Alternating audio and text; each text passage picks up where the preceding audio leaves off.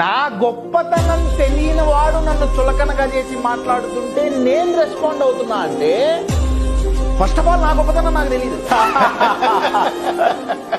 హాతీ చెల్లే బజార్ కుత్తే బోకే హజార్ అంటే ఏనుగు టీవీగా నడుచుకుంటూ పోతుంటే 10 కుక్కలు అరుస్తుంటాయి. ఏనుగు తిరిగి అరవద్దు అని చెప్పదు, కాముగా నడుచుకుంటూ పోతుంది. అవి ఎందుకు అరుస్తున్నాయి? వామ్మో ఇంత పెద్దగా ఉందేంటి అరిచి అటెన్షన్ ఏనుగు పట్టించుకోదు.